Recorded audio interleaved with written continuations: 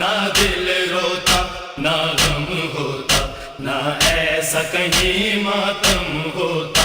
شبیر اگر تیری عزاداری نہ ہوتی، بسم اللہ الرحمن الرحیم، اللہم صل علی محمد وآل محمد، اللہم صل علی محمد وآل محمد، اللہم صل علی محمد وآل محمد۔ عن جابر بن عبد الله الأنصاري عن فاطمة الزهراء عليه السلام بنت رسول الله صلى الله عليه وآله قال سمعت فاطمة أنها قالت دخل علي برسول الله في بعض الأيام فقال السلام عليك يا فاطمة، فقلت وعليك السلام. قال إني أجد في بدني ضعفا، فقلت له أعوذك بالله يا أبتاه من الضعف. فقال يا فاطمة ائتيني بالكساء اليمان فأغطيني به، فأتيته بالكساء اليمان فغطيته به وصرت أنظر إليه وإذا وجهه يتلألأ كأنه البدر في ليلة تمامه وكماله. اللهم صل على محمد وآل محمد وأجل فرجهم. فما كانت إلا ساعة وإذا بولدي الحسن قد أقبل وقال السلام عليك يا أماه، فقلت عليك السلام يا قرة عيني وثمرة فؤادي. فقال يا أماه إني أشم عندك رائحة طيبة كأنها رائحة يد رسول الله. فقلت نعم إن جدك تحت الكساء. فأقبل الحسن نحو الكساء وقال السلام عليك يا جداه يا رسول الله، أتأذن لي أن أدخل معك تحت الكساء؟ اللهم صل على محمد. فقال عليه السلام يا ولدي ويا صاحب حوضي قد أذنت لك، فدخل معه تحت الكساء. اللهم صل على محمد. فما كانت إلا ساعة وإذا بولدي الحسين قد أقبل وقال السلام عليك يا أمه، فقلت عليك السلام يا ولدي ويا قرة عيني وثمرة فؤادي. فقال لي يا أمه إني أشم عندك رائحة طيبة كأنها رائحة يد رسول الله صلى الله عليه وآله. فقلت نعم إن جدك وأخاك تحت الكساء. فبنى الحسين نحو الكساء وقال السلام عليك يا جد الله، السلام عليك يا من اختار الله، أنت أذن لي أن أكون معكما تحت الكساء. فقال عليك السلام يا ولدي ويا شافع أمتي قد أذنت لك، فدخل معهما تحت الكساء. اللهم صل على محمد. فأقبل عند ذلك أبو الحسن علي بن أبي طالب فقال السلام عليك يا بنت رسول الله. فقلت عليك السلام يا أبا الحسن ويا أمير المؤمنين. فقال يا فاطمة إني أشم عندك رائحة طيبة كأنها رائحة أخي ابن عم رسول الله. فقلت نعم ها هو مع ولديك تحت الكساء. فأقبل علي نحو الكساء وقال السلام عليك يا رسول الله، أتأذن لي أن أكون معكم تحت الكساء؟ قال له وعليك السلام يا أخي ويا وصي وخليفتي وصاحب لواء قد أذنت لك. فدخل علي تحت الكساء. اللهم صل على محمد وآل محمد وأجل فرجهم. ثم أتيت نحو الكساء وقلت السلام عليك يا أبتاه يا رسول الله، أتأذن لي أن أكون معكم تحت الكساء؟ قال عليك السلام يا بنتي ويا بضعتي قد أذنت لك. فدخلت تحت الكساء. فلما اكتملنا جميعا تحت الكساء أخذ بي رسول الله بطرف الكساء وأومأ بيده اليمنى إلى السماء وقال اللهم إن هؤلاء أهل بيتي وخاصتي وحامتي، لحمهم لحمي ودمهم دمي، يؤلمني ما يؤلمهم ويحزنني ما يحزنهم. أنا حرب لمن حاربهم وسلم لمن سالمهم وعدو لمن عاداهم ومحب لمن أحبهم. إنهم مني وأنا منهم، فاجعل صلواتك وبركاتك ورحمتك وغفرانك ورضوانك علي وعليهم ويذهب عنهم الرجس وطهرهم تطهيرا. اللهم صل على محمد وعلى محمد. فقال الله عز وجل يا ملائكتي ويا سكان السماوات لما خلقت السماء مبنية ولا أرض مدحية ولا قمرا منيرا ولا شمسا مضية ولا فلكا يدور ولا بحرا يجري ولا فلكا يسري إلا في محبة هؤلاء الخمسة الذين هم تحت الكساء. فقال أمين جبرائيل يا رب ومن تحت الكساء؟ فقال عز وجل هم أهل بيت النبوة ومعدن الرسالة هم فاطمة وأبوها وبالها وبنوها. اللهم صل على محمد وعد الفرد. فقال جبرائيل يا رب أتأذن لي أن أهبط إلى الأرض ليكون معهم سادسا؟ فقال الله نعم قد أذنت لك. فهبط الأمين جبرائيل فقال السلام عليك يا رسول الله. العلي الأعلى يقرئك السلام ويخصك بالتحية والإكرام ويقول لك وعزتي وجلالي إني ما خلقت السماء مبنية ولا أرضا مدحية ولا قمرا منيرا ولا شمسا مضية ولا فلكا يدور ولا بحر يجري ولا فلكا يسري إلا لأجلكم ومحبتكم وقد أذن لي أن أدخل معكم فهل تأذن لي يا رسول الله؟ فقال رسول الله عليك السلام يا أمين وحي الله إنه نعم قد أذنت لك.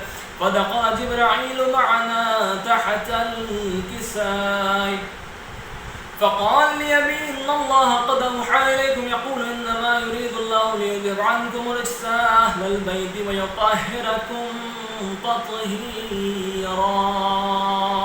اللهم صل على محمد وعلى محمد.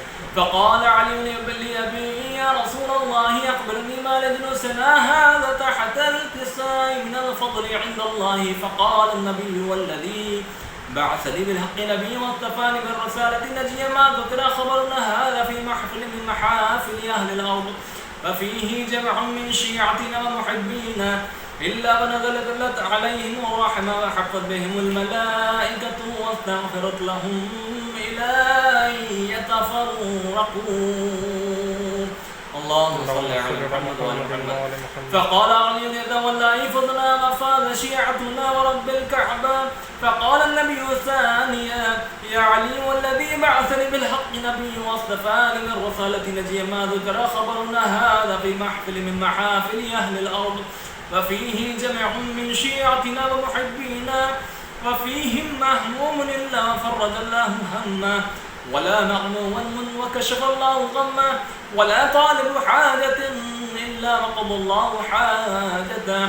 فقال علي إذا والله فضنا وسعدنا وكذلك شيعتنا فازوا وسعدوا في الدنيا والآخرة ورب الكعبة. اللهم صل على محمد وآل محمد. اللهم صل على محمد وآل محمد. اللهم صل على محمد وآل محمد وعجل فرجهم. ہاتھوں پہ شاہدی کے دم توڑتے ہیں اصغر. ہاتھوں پہ شاہدی کے دم توڑتے ہیں اصغر. کسی آنسو بے کسی توڑتے ہیں اصغر.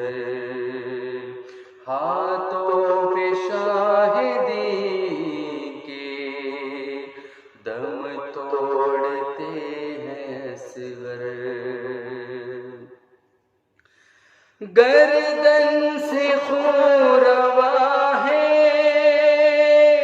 ہونٹوں پہ ننھی جا ہے. گردن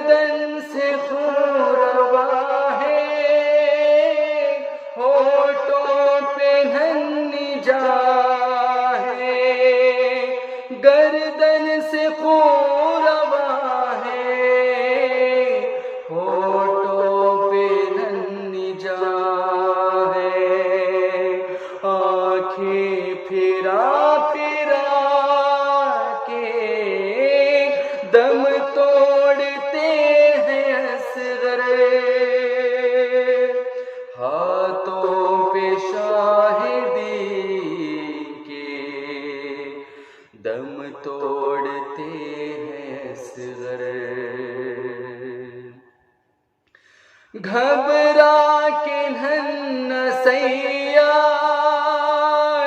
شے سے لپٹ گیا ہے، گھبرا کے نن سیاد شے سے لپٹ گیا ہے، باہے گلے میں ڈالے دم توڑتے ہیں اصغر،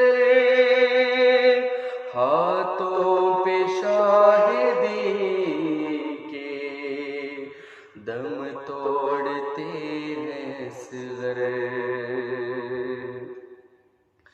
گھبرا رہے ہیں حضرات خیموں میں جا کے باخر، گھبرا رہے ہیں حضرات خیموں میں جا کے باخر، گھبرا رہے ہیں حضرات خیموں میں جا کے باخر، بانوں سے کوئی کہہ دے دم توڑتے ہیں اصغر، ہاتھوں پہ شاہدی کے دم توڑتے ہیں اصغر، چہرہ اتر گیا ہے من کا ہی ڈھل گیا ہے، چہرہ اتر گیا ہے من کا ہی ڈھل گیا ہے، چہرہ اتر گیا ہے من کا ہی ڈھل گیا ہے، لپٹے ہوئے پدر سے دم توڑتے ہیں اصغر، ہاتھوں پہ شاہدی کے دم توڑتے ہیں اصغر، موشے کا وقت آخر حسرات سے دیکھتے ہیں، موشے کا وقت آخر حسرات سے دیکھتے ہیں، موشے کا وقت آخر حسرات سے دیکھتے ہیں، طاہر ہے ہچکیوں سے دم توڑتے ہیں اصغر، ہاتھوں پہ شاہدی کے دم توڑتے ہیں اصغر، ہاتھوں پہ شاہدی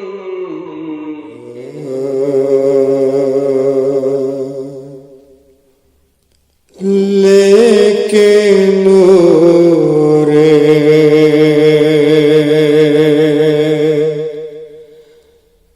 نظر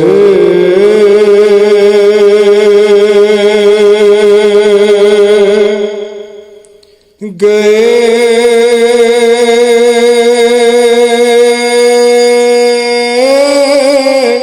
اصغر،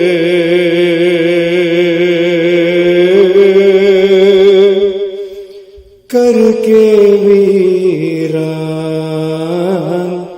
کر کے ویران گھر گئے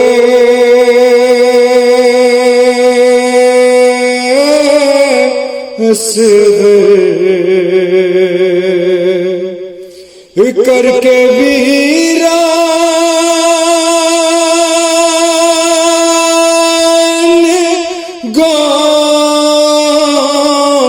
जुबानों की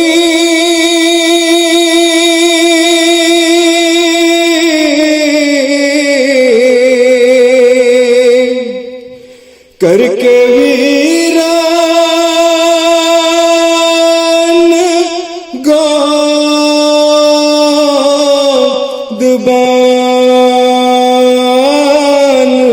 की। अरे कितनी गोदों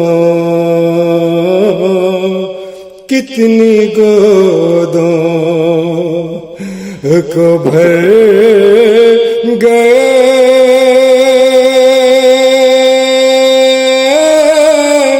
असग़र।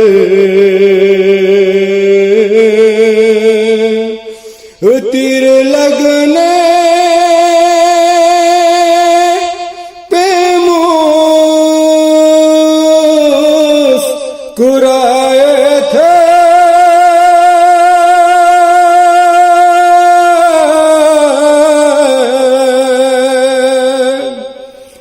तीर लगने पे मुस्कुराए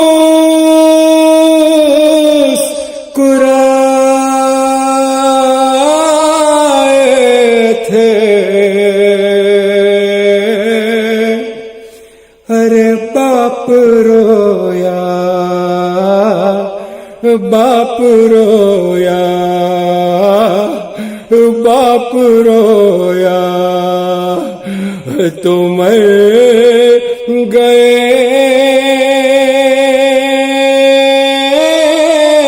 असग़र।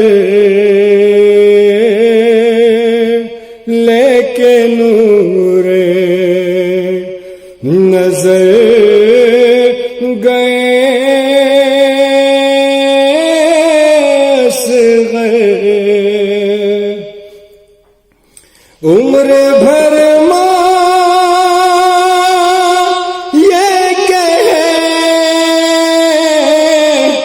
के रोती रही,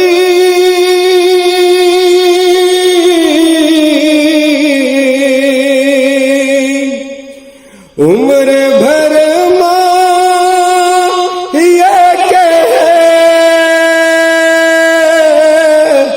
के रोती रही। वक्त से पहले मर गए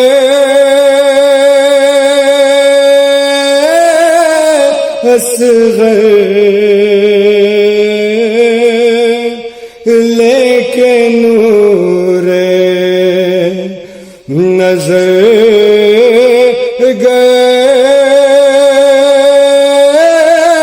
असग़र। शाख में तलक तो लाए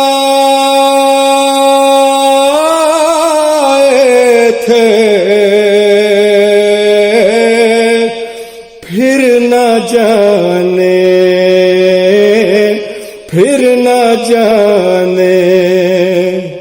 किधर गए असग़र। लेके नूरे नजर गए असग़र। सारे नबियों की उम्र का मक़सद 6 महीने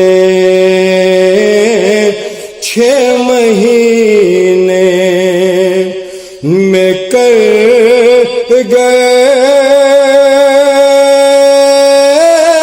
असग़र। तीर लगने पे मुस्कुराए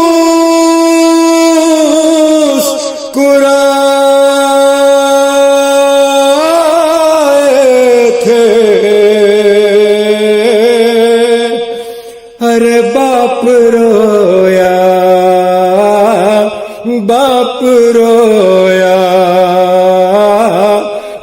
آپ رویا تو مر گئے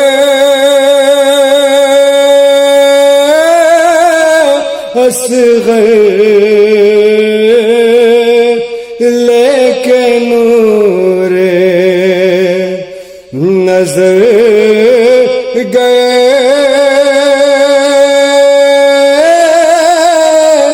اصغر. حضرات مومنین، آج 6 محرم ہے. کربلا کے ننھے مجاہد جو کہ علی اصغر علیہ السلام ہیں، نام تو علی اصغر ہے مگر علی اکبر کے برابر شہادت دی. یہ وہ عظیم شہید ہے. کربلا میں ہر ایک شہید بہت ہی شہادت کے لیے جذبے میں تھا. ہر ایک امام حسین سے اجازت کے لیے جلدی کر رہا تھا. ہر ایک شہید کا اپنا اپنا طریقہ تھا. امام حسین کو اجازت کے لیے منانے کا اپنا اپنا طریقہ تھا.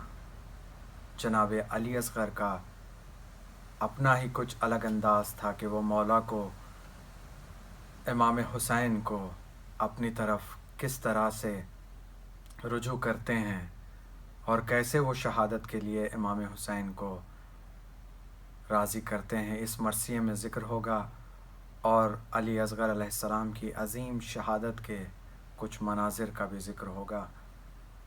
یقیناً یہ ایام کربلا ہم سب کے لیے ایک زندگی کا سبق ہے. عالم اسلام کے لیے اس میں سبق ہے. کہا جاتا ہے کہ شہداء پہ ماتم کیوں ہوتا ہے، شہداء پہ غم کیوں مناتے ہیں. امام حسین کربلا میں ایک ایسی عظیم جنگ کے ساتھ پوری انسانیت کو درس دے گئے. تو یہ ذکر ایک ادارہ ہے جو قیامت تک چلتا رہے گا. اسی سلسلے کا امام حسین کی جو یہ عظیم شہادت سے پہلے جو نذرانہ پیش کیا خدا کے بارگاہ میں شہادت جناب علی اصغر کا، آپ کے خدمت میں پیش ہے.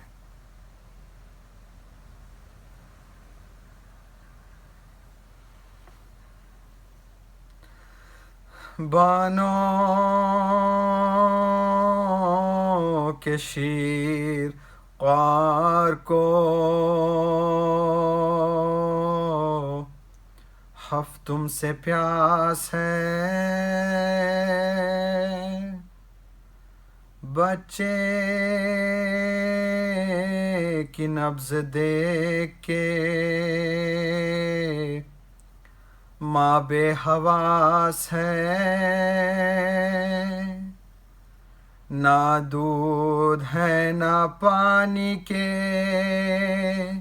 ملنے کی آس ہے، پھرتی ہے آس پاس یہ جینے کی آس ہے.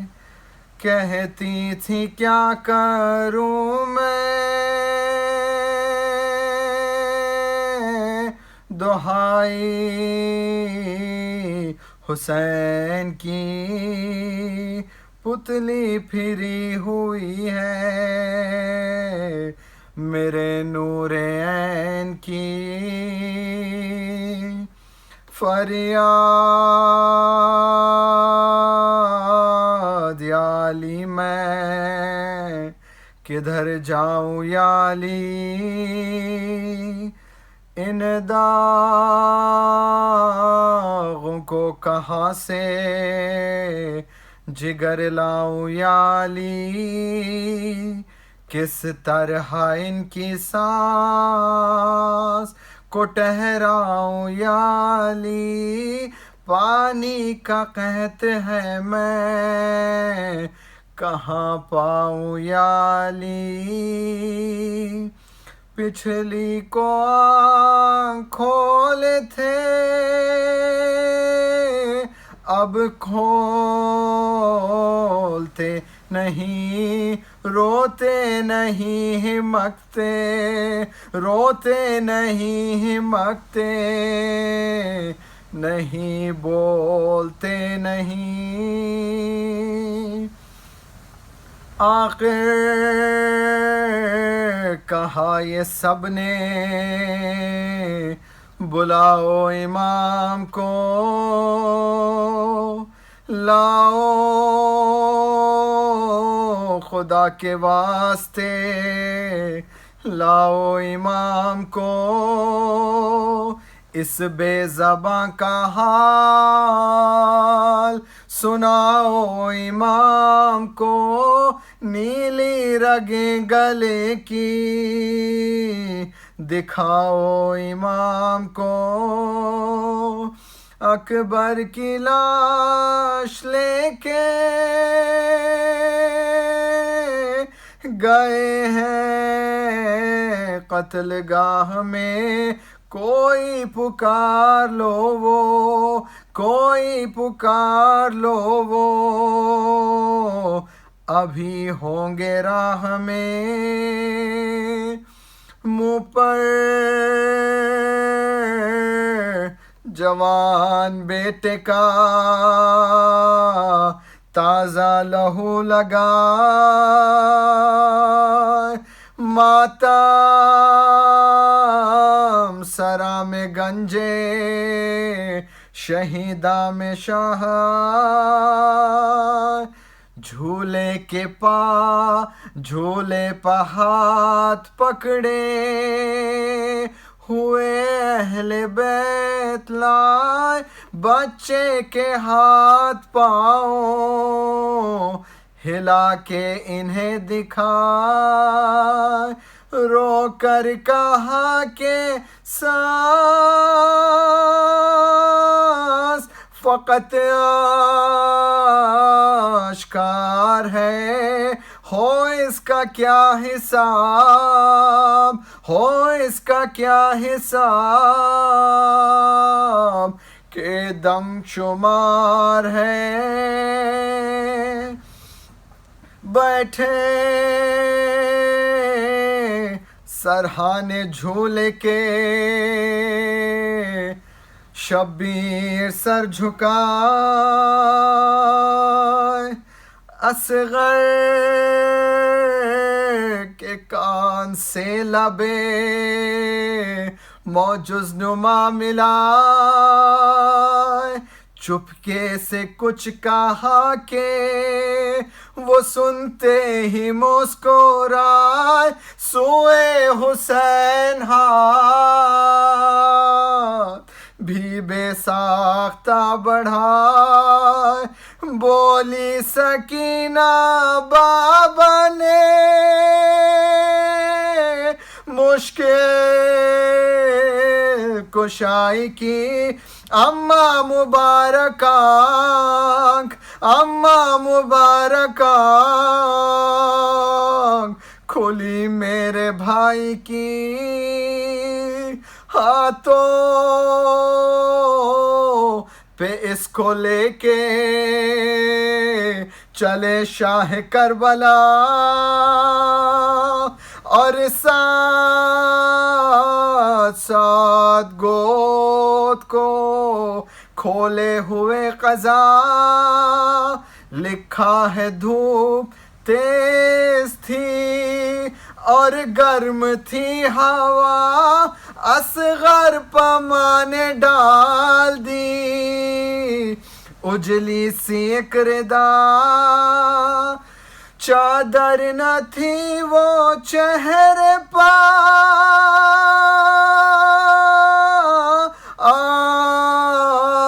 بتا پر ٹکڑا سفید ابر کا، ٹکڑا سفید ابر کا تھا آفتاب پر پہنچے قریب فوج تو تیورا کے رہ گئے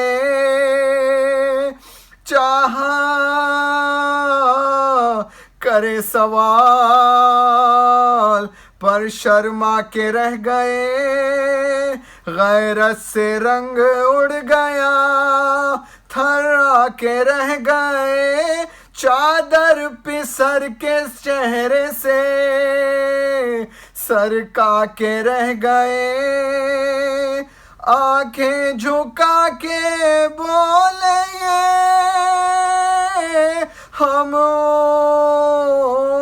لائے ہیں اصغر تمہارے پاس اصغر تمہارے پاس غرض لے کے آئے ہیں پھر ہونٹ بے زبان کے چومے جھکا کے سر روکا کہا جو کہنا تھا سو کہہ چکے پدر باقی رہی نہ بات کوئی ہے میرے پسر سوکھی زبان تم بھی دکھاؤ نکال کر پھیری زبان لبوں پہ جو اس نور نے تھرا کے آسمان کو تھرا کے آسمان کو دیکھا حسین نے مولا فلک کو دیکھ رہے تھے کہ ناگہاں لی مولا نے شان سے دو ٹانک کی کمان ترکش سے جب کے کھینچ لی تیرے جا سے تا چھوڑا کما سے تاک کے حلقوں میں بے زبان چھٹتے ہی حلق بچے کا چھیدا جو تیر نے تھرا کے آسمان کو تھرا کے آسمان کو دیکھا صغیر نے کیا سوئن تھا تیر کھاتے ہی بچہ دہل گیا سوکھے گلے سے خون کا دریا ابل گیا تڑپا جو شے کے ہاتھوں پا تو مون کا ڈھل گیا ٹوپی گری زمین پہ ٹوپی گری زمین پہ اور دم نکل گیا ننی کلائیوں پا تشخ سے بل پڑا ہچکی جائی منہ سے ہچکی جائی منہ سے انگوٹھا نکل گیا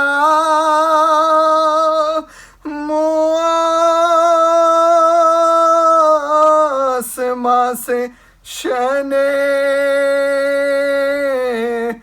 پھر آیا کہ کیا ہوا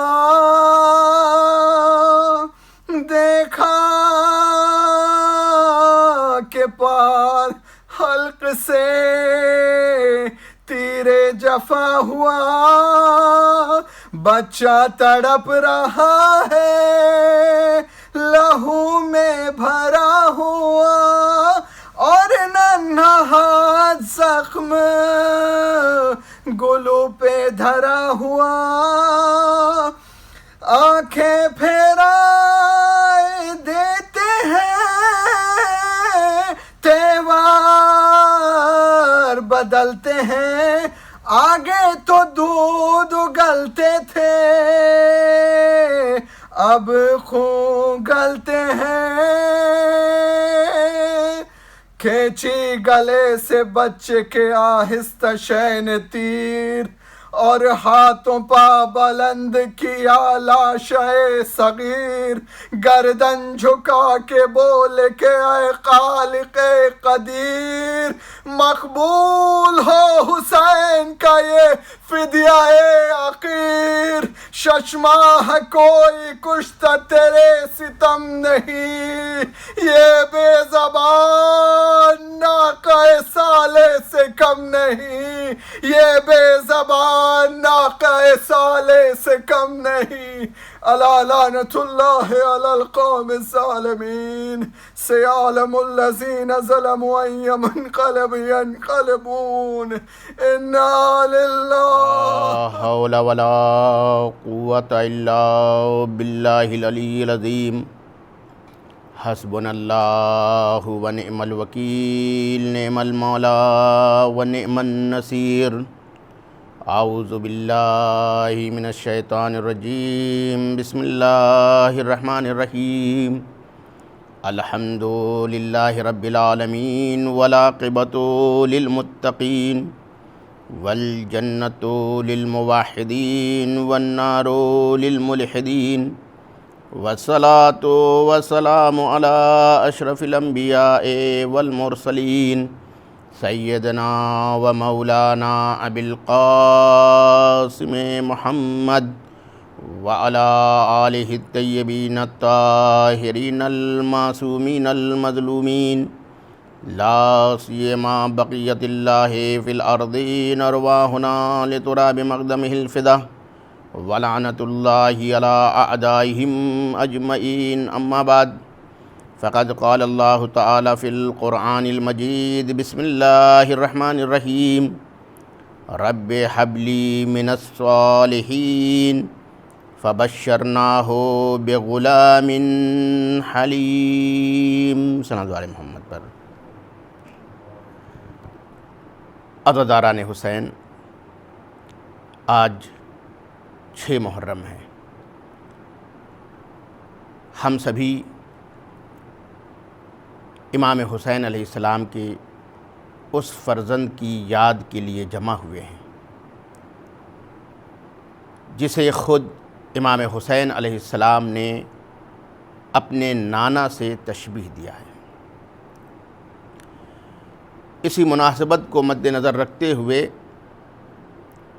میں نے اس آیہ کریمہ کو سرنامہ کلام قرار دیا ہے جس میں خلاق کائنات ارشاد فرما رہا ہے، اپنے اس بندے کا تذکرہ کر رہا ہے کہ جس میں اللہ کا ایک منتخب بندہ جسے درجہ خلت نصیب ہوئی اور خلیل اللہ جسے کہا جاتا ہے، جو ابو الادیان ہیں، جو توحید کے عظیم ترین مبلغ جناب ابراہیم علیہ السلام کی زبانی کہ انہوں نے پروردگار کی بارگاہ میں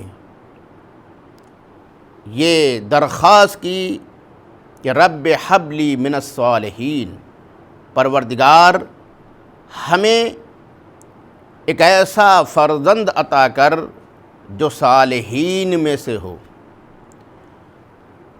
آواز قدرت آئی فبشرناہ بغلام حلیم، ہم نے ابراہیم کو بشارت دی ایک ایسے جوان کی جو حلیم ہے یعنی بردبار ہے۔ تو عزیزان گرامی، انسان کیونکہ اپنے وجود کی بقا اولاد میں دیکھتا ہے، انسان کیونکہ اپنے وجود کی بقا کو اولاد کے ذریعے سمجھتا ہے، اسی لیے ہر انسان کی یہ خواہش ہوتی ہے کہ وہ صاحب اولاد ہو جائے۔ اسی لیے اولاد بہت بڑی نعمت ہے، اور اس نعمت کی اہمیت ان لوگوں سے سمجھیے کہ جو صاحب اولاد نہیں ہوتے ہیں تو کتنے پریشان ہوتے ہیں، کس قدر ان کی زندگی بے لطف ہو جاتی ہے۔ اولاد بہت بڑی نعمت ہے، اور اسی لیے دنیا کا ہر انسان فطرتاً یہ خواہش رکھتا ہے کہ اس کی نسل چلے، اس کا وجود ظاہری باقی رہے، وہ اس دنیا سے چلا جائے پھر بھی اس کی یادگار باقی رہے۔ تو عزیزان گرامی، یہ صرف عام انسانوں کی چاہت نہیں ہے، بلکہ جو خاصان الہی ہیں وہ بھی چاہتے ہیں کہ صاحب اولاد ہوں، کیونکہ وہ صرف اپنی اولاد کو اپنے وجود ظاہری کا ذریعہ نہیں سمجھتے، بلکہ وہ اپنے پیغام، اپنے مشن اور اپنی تحریک کا ذریعہ بھی اپنی آل کو سمجھتے ہیں، اپنی اولاد کو سمجھتے ہیں۔ اسی لیے مبلغ توحید، جسے پروردگار نے خلت کی نعمت سے نوازا، لیکن وہ اولاد کی نعمت سے محروم ہے، تو ایک دن پروردگار کی بارگاہ میں دعا کرتے ہیں جناب ابراہیم، اور یہاں سے یہ نتیجہ نکلتا ہے کہ دعا کر کے بتایا کہ اولاد کا بھی عطا کرنے والا وہی ذات کبریا ہے، اگر وہ چاہے تو وہ انسان کو دولت اولاد سے محروم نہیں رکھے گا۔ اسی لیے بارگاہ خدا بندی میں دعا کرتے ہیں کہ رب حب لی من الصالحین، پروردگار ہمیں ایک ایسا بچہ عطا کر جو صالحین میں سے ہے۔ تو یہاں پر عزیزو ایک جملہ کہنے کا دل چاہتا ہے، اور وہ یہ ہے کہ ہم اولاد چاہتے ہیں، لیکن ہمارے ذہن میں یہ نہیں ہوتا کہ وہ اولاد کیسی ہو۔ کبھی ایسا بھی ہو سکتا ہے کہ انسان بے قراری کے ساتھ دعا تو کر لے کہ مجھے اولاد عطا کر دے، لیکن اس کی نگاہ معنویت پہ نہیں ہوتی، اس کی نگاہ کردار پہ نہیں ہوتی، اس کی نگاہ جو ہے وہ اس بات پر نہیں ہوتی کہ وہ بچہ کیسا ہونا چاہیے۔ تو اگر اولاد مل جائے اور وہ نمرود کی طرح ہو، وہ فرعون کی طرح ہو، تو ایسی اولاد سے تو اولاد کا نہ ہونا ہی کیا ہے، بہتر ہے۔ اسی لیے جب آپ قرآن مجید کو دیکھتے ہیں اور خاصان الہی کا تذکرہ پڑھیں تو آپ کو یہ چیز نظر آئے گی کہ پروردگار کی بارگاہ میں جب انہوں نے دعا کی ہے تو صرف یہ دعا نہیں کی کہ ہمیں اولاد دے دے، بلکہ اس کے ساتھ ساتھ انہوں نے یہ بھی بتایا کہ پروردگار ہمیں کیسی دعا چاہیے۔ انسان جس ذات سے مانگ رہا ہے وہ ذات با کمال ہے، اس لیے نبی وہ ہوتا ہے کہ جس کی دعا میں بھی کمال پایا جاتا ہے۔ تو صرف اولاد کا تقاضا نہیں کیا جناب ابراہیم نے، کہا رب حب لی من الصالحین، پروردگار ہمیں بیٹا عطا کر، لیکن وہ بیٹا کیسا ہونا چاہیے؟ صالح بیٹا ہونا چاہیے، وہ صالحین میں سے ہونا چاہیے، وہ نیک اولاد ہونا چاہیے۔ کبھی ایسا ہوتا ہے کہ انسان کو اولاد تو مل جاتی ہے، لیکن وہ اولاد اتنی نالائق ہوتی ہے کہ ماں باپ کی زندگی کو اجیرن بنا دیتی ہے۔ تو اسی لیے ضروری ہے، اور یہ بھی دیکھیے ہمیں سلیقہ سکھایا جا رہا ہے کہ ہم اگر پروردگار کی بارگاہ میں دعا مانگیں تو کیسے مانگیں۔ تو اب دعا کا ایک سلیقہ یہ سامنے آیا کہ انسان جب پروردگار سے مانگے تو اسے یہ بھی بیان کرنا چاہیے کہ وہ بیٹا کیسا ہونا چاہیے۔ اسی لیے ہم نے کہا، جناب ابراہیم نے کہا کہ رب حب لی من الصالحین، پروردگار ہمیں ایک صالح بیٹا عطا کر۔ تو آواز قدرت آئی، فبشرناہ بغلام حلیم، ہم نے انہیں بشارت دی۔ کس بات کی بشارت دی؟ ہم نے بشارت دی ایک ایسے غلام، ایک ایسے جوان کی کہ جو حلیم ہوگا، جو بردبار ہوگا۔ تو یہاں گویا اشاروں میں جناب ابراہیم کو یہ بھی بتا دیا گیا ہے کہ بیٹا ملے گا، صالح بھی ہوگا، لیکن منزل امتحان سے گزرنا پڑے گا۔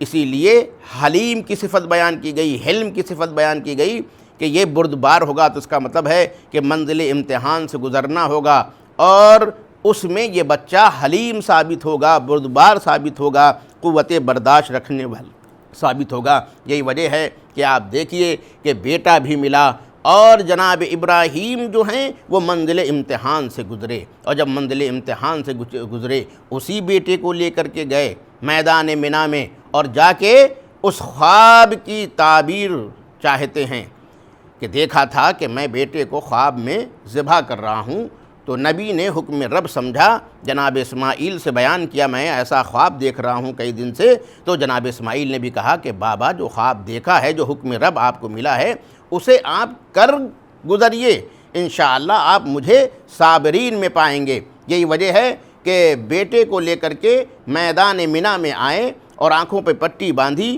اور اپنے اعتبار سے اسماعیل کے گلے پہ چھری چلا دی، اور اس وقت تک پٹی نہیں کھولی جب تک کہ یقین نہیں ہو گیا کہ اب سر اور تن میں جدائی ہو گئی ہے۔ لیکن اللہ اکبر، جب ابراہیم نے اپنی آنکھ کھولی تو عجب منظر دیکھا کہ اسماعیل سامنے کھڑے ہیں، اور ان کی جگہ پر ایک دمبا ذبح ہو گیا ہے۔ تو عزیزو، اب کیونکہ یہ اللہ کا خلیل تھا، کیونکہ یہ ایک موحد بندہ تھا، کیونکہ اس کے یہاں خلوص پایا جاتا تھا، لہذا اب دل میں یہ بات آ رہی ہے کہ کیا ہماری یہ قربانی ناتمام رہ گئی؟ تو یہ ابراہیم کے دل میں گزر رہی ہے، لیکن پروردگار تو رازوں سے جانتا ہے، وہ ہر بھید سے واقف ہے، تو اس نے جناب ابراہیم کو تسلی دی کہ نہیں ابراہیم، تمہیں گھبرانے کی ضرورت نہیں ہے، تم نے تو اپنے خواب کو سچ کر دکھایا، لیکن وَفَدَيْنَاهُ بِذِبْحٍ عَظِيمٍ، ہم نے اس کو ایک بڑی قربانی سے پیش کر دیا ہے، وہ بدل دیا ہے، ہم نے اس کو ایک بڑی قربانی سے کیا کیا ہے؟ بدل دیا ہے۔ تو نتیجہ یہ نکلا کہ ابراہیم، یہ سمجھ لو کہ اب تمہارے گھر سے قربانی کا آغاز ہوا ہے، اور مسلسل تمہاری نسل قربانی دیتی رہے گی، اور یہاں تک کہ ذبح عظیم کا مصداق آئے گا، اور وہ تمہارے دین کے خاطر، تمہارے آئین کے خاطر نہ صرف یہ کہ اپنے جان کو قربان کر دے گا، بلکہ اپنی اولاد، اپنے رشتہ داروں کو بھی قربان کر دے گا۔ تو اب مفسرین نے لکھا کہ فَدَيْنَاهُ بِذِبْحٍ عَظِيمٍ، وہ عظیم قربانی کون ہے؟ وہ قربانی امام حسین علیہ السلام کی ہے۔ امام حسین علیہ السلام کی قربانی ذبح عظیم کا مصداق ہے۔ تو اسی لیے عزیزان گرامی، بہت گہرا رابطہ ہے واقعہ کربلا کا منا کے واقعے سے، جناب ابراہیم و جناب اسماعیل کے واقعے سے۔ تب آپ نے دیکھا کہ خانہ کعبہ کی جو دوبارہ تعمیر ہے، اس کا آغاز یہاں سے ہوا کہ جناب ابراہیم اپنے بچے کو، اپنی بیوی ہاجرہ کو لے جا کے مکے میں چھوڑ آتے ہیں، اور یہاں سے داستان حرم شروع ہوتی ہے، اور اس کے بعد یہ داستان آگے بڑھتی رہتی ہے، اور پھر منزل قربانی آتی ہے، اور وہاں اسماعیل کو بچایا جاتا ہے، اور وہ اس لیے بچایا جاتا ہے کیونکہ اسماعیل کی نسل میں وہ ذبح عظیم کا مصداق آنے والا ہے۔ اگر آج اس کی قربانی ہو جاتی ہے تو پھر وہ نسل جو آنے والی ہے وہ کیسے آئے گی، کیونکہ وہ مقدر ہے اللہ کی طرف سے اسماعیل کی نسل سے ہوگی۔ تو اسی لیے اسماعیل کو بچایا جا رہا ہے تاکہ بعد میں جو ذبح عظیم انجام پائے اس کے لیے زمینہ فراہم ہو جائے۔ تو عزیزان گرامی، اگر داستان حرم کی ابتدا میں آپ کو یہ ملتا ہے کہ پروردگار نے ایک غلام کی بشارت دی، تو وہ اسماعیل کی صورت میں پوری ہوئی۔ تو عزیزان گرامی، اگر کربلا اسی قربانی کا کمال ہے تو یہاں بھی ایسا ہی ہونا چاہیے، یہاں بھی کوئی ایسا فرزند ہو کہ جو اسماعیل کی طرح غلام کا مصداق ہو۔ توجہ چاہتا ہوں، اسی لیے کیونکہ آج 6 محرم ہے، اور ہمیں جناب علی اکبر علیہ السلام کی شخصیت کے اوپر روشنی ڈالنی ہے، اور ہم نے جیسا کہ بتایا کہ آغاز حرم جو ہے وہ ایک غلام کی بشارت کے ذریعے سے ہوتی ہے۔ یہ وہ غلام کے معنی میں نہیں ہے جو ہمارے یہاں مرسوم ہے۔ غلام عربی میں جوان کو کہتے ہیں، اسی لیے جو جنت میں غلمان کا تذکرہ ہے وہ غلام کی جمع ہے غلمان۔ تو اسی لیے عزیزان گرامی، پروردگار نے جناب ابراہیم کو بشارت دی ایک ایسے بچے کی جو جوان بھی ہوگا اور حلیم اور بردبار بھی ہوگا، قوت برداشت بھی رکھتا ہوگا۔ تو عزیزان گرامی، اگر آغاز میں ایسا ہے تو جو ذبح عظیم کا مصداق ہونا چاہیے وہاں ایک ایسا بچہ ہو کہ جو اس منزل پر ہو کہ جسے جب بھیجا جائے تو یہی کہا جائے کہ یہ کیا ہے۔ تو عزیزان گرامی، اب سمجھ میں آیا کہ امام حسین علیہ السلام نے جب علی اکبر کو میدان کربلا میں بھیجا تو اس وقت جو فرمایا وہ کیا فرمایا؟ یہی تو فرمایا تھا، اللہم اشہد علی ہؤلاء، پروردگار ان پر گواہ رہنا، قد برز الیہم غلام، کہ میں ان کی طرف بھیج رہا ہوں ایک ایسا غلام، ایک ایسا جوان، اشبہ الناس خلقا وخلقا ومنطقا برسولک، کہ یہ وہ جوان ہیں کہ جو لوگوں میں سب سے زیادہ مشابہ ہے۔ کس سے مشابہ ہے؟ تیرے رسول سے۔ کس اعتبار سے؟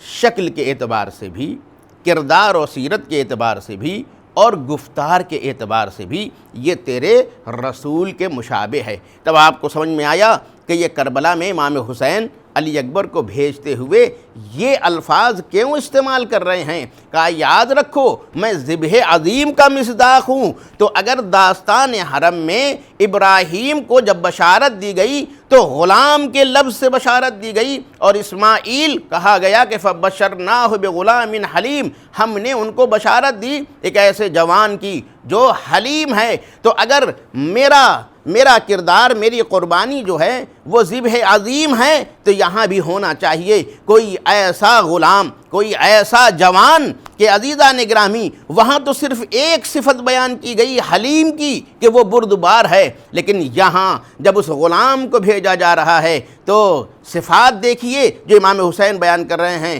کہا کہ میں اب ایک ایسے غلام یعنی جوان کو بھیج رہا ہوں کہ اشبہ الناس، کہ جو لوگوں میں سب سے زیادہ مشابہ ہے۔ کس سے مشابہ ہے؟ رسول سے۔ کس چیزوں میں مشابہ ہے؟ صورت کے اعتبار سے، سیرت کے اعتبار سے، گفتار کے اعتبار سے، یعنی اس نے جو شکل و صورت پائی ہے وہ رسول کی پائی ہے، اس نے جو کردار پایا ہے، اس کی جو سیرت ہے وہ رسول کی سیرت ہے۔ وہ جب بولتا ہے تو منطق رسول کے مطابق بولتا ہے، اور اگر آپ کو منطقاً کے معنی سمجھ میں نہ آئے ہوں تو پھر آیت کا سہارا لیجئے، وَمَا يَنْتِقُ عَنِ الْهَوَىٰ إِنْ هُوَ إِلَّا وَحْيٌ يُوحَىٰ، کہ میرا پیغمبر جو ہے وہ نطق کرتا ہی نہیں ہے، وہ کلام کرتا ہی نہیں ہے مگر یہ کہ وحی الہی کے ذریعے سے۔ تب آپ کو سمجھ میں آ جانا چاہیے کہ اگر یہ منطقاً رسول سے تشبیہ رکھتا ہے تو اس کا مطلب ہے کہ یہ وہ گفتگو کرتا ہے جو رسول گفتگو کرتے ہیں، اس کے گفتار رسول کے گفتار ہیں، اس کا کردار رسول کا کردار ہے، اور اس کی شکل و صورت جو ہے وہ رسول کی صورت ہے۔ تب آپ دیکھا یہ اشرف الانبیاء کی شبیہ بن کر کے کربلا میں آیا ہے۔ تو اب یہاں پر نتیجہ یہ نکلا کہ جیسے وہاں غلام کے ذریعے سے بشارت دی گئی، ویسے ہی کربلا جو ذبح عظیم کا مصداق ہے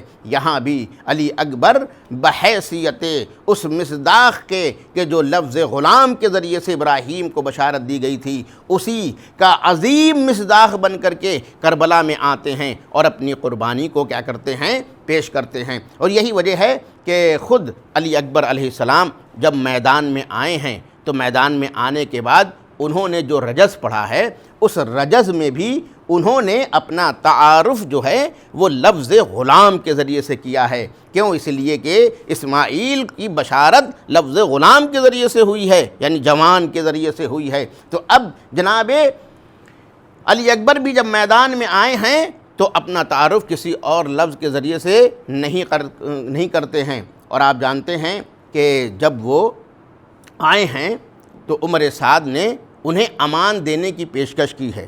اس سے پہلے بھی امان دینے کی پیشکش کی گئی ہے، لیکن یہ آخری مرحلہ، یعنی جب میدان جنگ میں آ جاتے ہیں جناب علی اکبر، تب بھی عمر سعد جو ہے وہ انہیں کیا کرتا ہے؟ بشارت دیتا ہے۔ کاہے کی بشارت دیتا ہے؟ کہ امان کی بشارت دیتا ہے کہ کیونکہ تمہاری ماں جو ہیں وہ خاندان اموی سے تعلق رکھتی ہیں، لہٰذا ہم تمہیں امان دیتے ہیں۔ اللہ اکبر۔ تو یہاں پر، اور اس سے پہلے بھی جناب علی اکبر نے جب شمر آیا تھا اور امان نامہ لے کر کے آیا تھا اور اس نے گفتگو کی تھی، شمر نے بھی یہی گفتگو کی تھی کہ کیونکہ تم مادری اعتبار سے ہمارے خاندان سے تعلق رکھتے ہو، لہٰذا ہم تمہارے لیے امان نامہ لے کر کے آئے ہیں۔ تو اللہ اکبر، وہاں بھی جناب علی اکبر علیہ السلام نے یہی فرمایا تھا، ان قرابت رسول اللہ احق ان ترعی، کہ رسول کی قرابت جو ہے وہ زیادہ لائق ہے، زیادہ مناسب ہے، زیادہ حق رکھتا ہے کہ ہم اس کی کیا کریں؟ رعایت کریں۔ اور بعض روایتوں میں یہ لفظ ہے کہ ابو سفیان کی قرابت سے زیادہ حق اور زیادہ مناسب یہی ہے کہ میں رسول کی قرابت کا کیا رکھوں؟ کا خیال رکھوں اور اس کی رعایت کروں۔ تو آپ نے دیکھا عزیزان گرامی، تو یہاں پر بھی جب عمر سعد نے جناب علی اکبر کو یہ پیشکش کی، امان کی پیشکش کی، تو آپ نے رجس پڑھا ہے، اس امان کو آپ نے رد کر دیا، اور اس کے بعد آپ نے جو رجس پڑھا اور اس میں اپنا تعارف کرایا، اور تعارف کس الفاظ میں کراتے ہیں؟ اس لفظ کے ذریعے سے اپنا تعارف کراتے ہیں کہ انا علی ابن الحسین ابن علی، میں علی جو کہ فرزند حسین ہوں اور حسین جو فرزند علی ہیں، نحن و بیت اللہ اولا بالنبی، اور ہم خدا کی قسم، بیت کعبہ کی قسم، خلافت کے زیادہ جو ہیں، پیغمبر کی خلافت کے زیادہ کیا ہیں؟ سزاوار ہیں، یعنی ہم اولویت رکھتے ہیں، ہم اولا ہیں کس بات میں؟ کہ نبی کے جانشین ہم ہوں۔ اللہ اکبر۔ آپ دیکھیے کہ میدان کارزار ہے اور ایک جوان ہے اور جو آیا ہے اور سامنے والا اسے امان کی پیشکش کر رہا ہے، لیکن اس کے باوجود بھی وہ بغیر خوف کے عجیب رجس پڑھتے ہیں اور اپنا تعارف کراتے ہیں اور بتاتے ہیں کہ میں بھی وقت کا علی ہوں، میں بھی وقت کا علی ہوں، اور جیسے علی کسی کے سامنے نہیں جھکتا، ویسے ہی کربلا کا علی بھی کسی کے سامنے جھک نہیں سکتا۔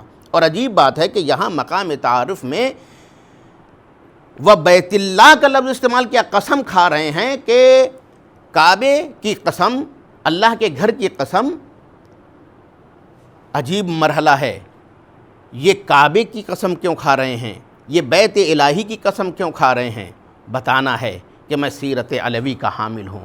میرے جد نے جب محراب عبادت میں ضربت کھائی تھی تو یہی تو کہا تھا، فزت ورب الکعبہ، کعبے کے رب کی قسم میں کامیاب ہو گیا۔ تو میں اسی علی کا پوتا ہوں، میں اسی علی کا پوتا ہوں کہ جو ضربت کھاتا ہے تو یہ کہتا ہے کہ کعبے کے رب کی قسم میں کامیاب ہو گیا ہوں۔ تو اسی لیے میں نے کہا کہ مقام تعارف میں قسم کھائی تو بیت الہی کی قسم کھائی، تاکہ سیرت علوی بھی سامنے آ جائے کہ میں نمائندہ ہوں سیرت علوی کا۔ اور اس کے بعد اب مقام تعارف میں جب آتے ہیں تب آپ دیکھیے، ہم نے کہا کہ وہی لفظ جو غلام کا لفظ جناب اسماعیل کے لیے بشارت میں آیا تھا، وہی کربلا میں جناب علی اکبر نے اپنے لیے استعمال کیا۔ اور اس کے بعد کہتے ہیں اضرب بالسیف احامی عن ابی، میں اپنے باپ کی حمایت میں تلوار سے وار کرتا رہوں گا، بڑھ بڑھ کر کے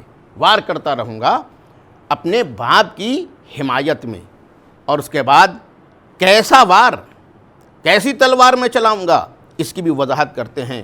کہتے ہیں کہ ضربہ غلام ہاشمی علوی، میں اپنے باپ کی حمایت میں بڑھ بڑھ کر کے تلوار چلاؤں گا، اور ایسی تلوار، ضربہ ایسی تلوار، ایسا وار کہ جو غلام کس کا، جو ایسے جوان کا وار کہ جو ہاشمی بھی ہے اور علوی بھی ہے، یعنی اپنا تعارف کرانا ہے جناب علی اکبر کہ میں ہاشمی ہوں اور میں علوی ہوں، اور میں ایک ایسا جوان ہوں کہ جو بڑھ بڑھ کر کے وار کرے گا اور اپنے باپ کا دفاع کرے گا۔ تو یہاں پر غلام ہاشمی اور علوی کی تشبیہ دے کر کے اپنا تعارف کرا رہے ہیں۔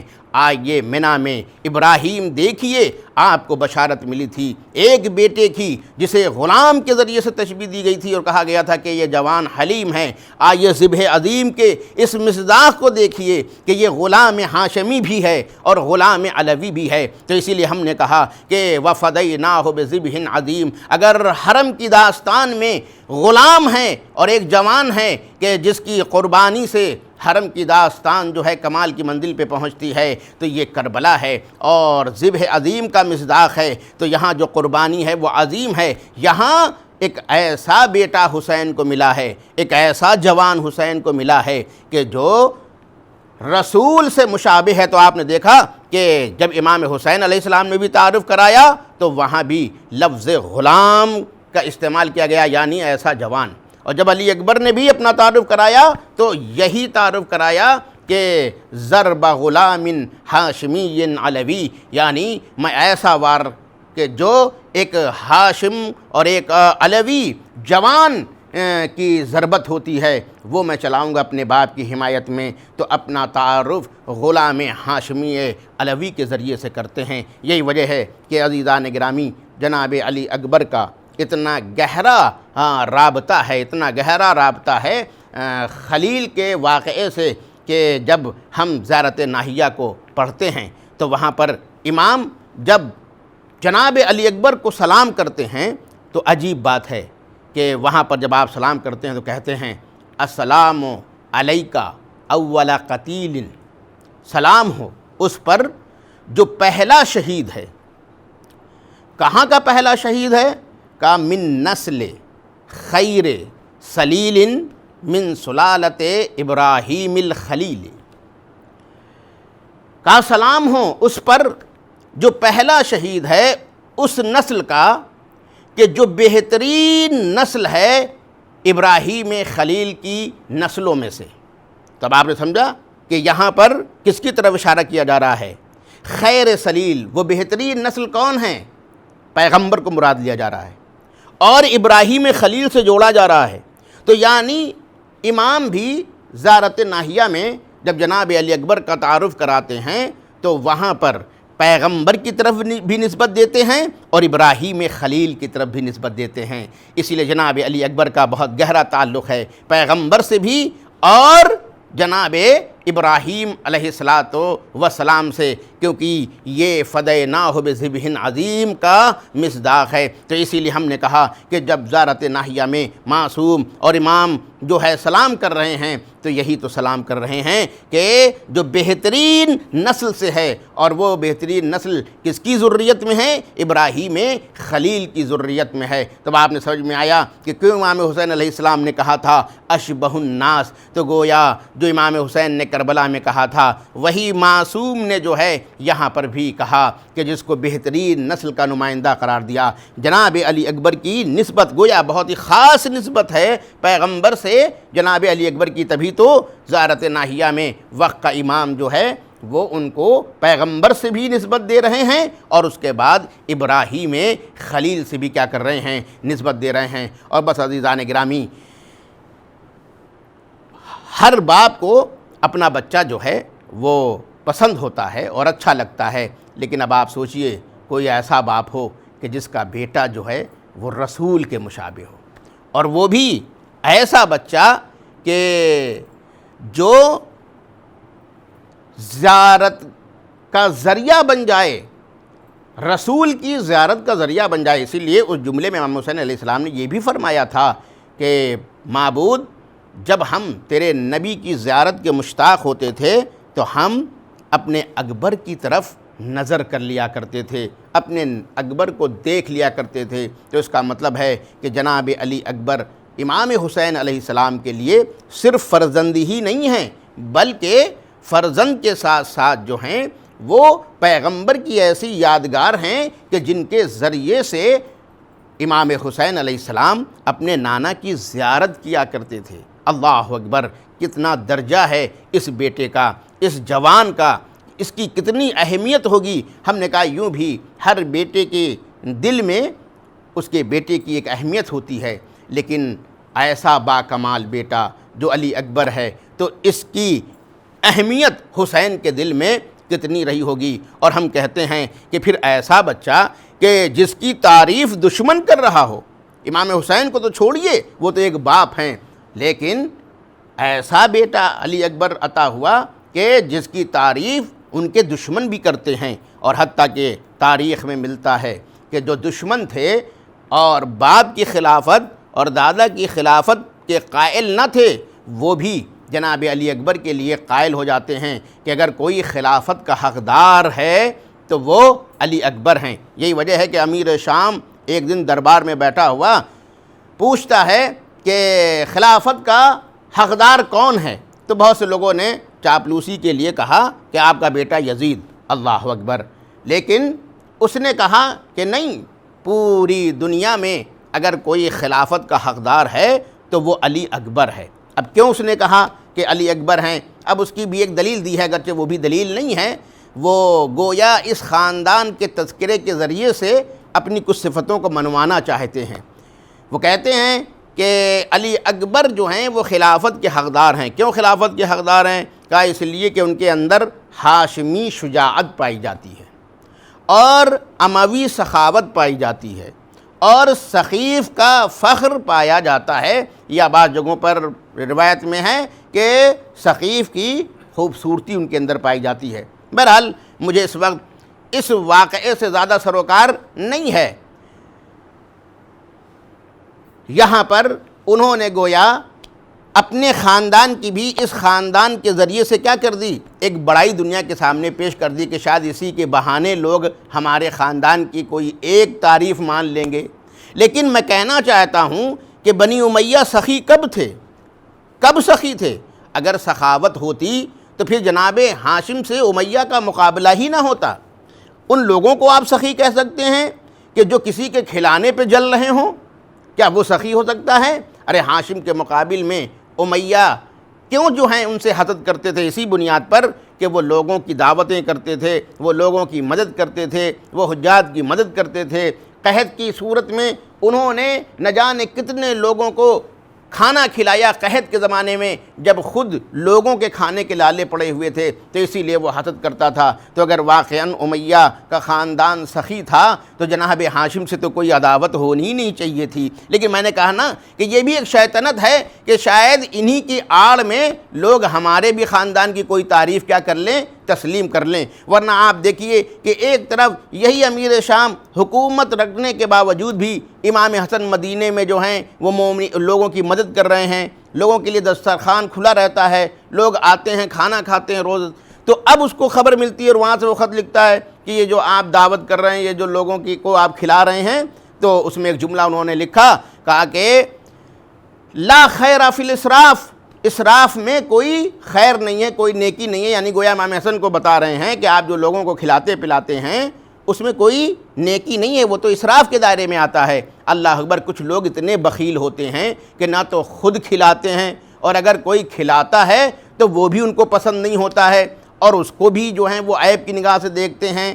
ارے آپ کے پاس حکومت تھی، آپ کے پاس دولت تھی، آپ جل کیوں رہے ہیں؟ آپ خود چاہیے تو دسترخوان بچھا دیجئے، مگر آپ کو فرصت خود اپنے ہی کھانے سے کہاں ہے کہ آپ دوسروں کے کھلانے کا اہتمام کریں گے؟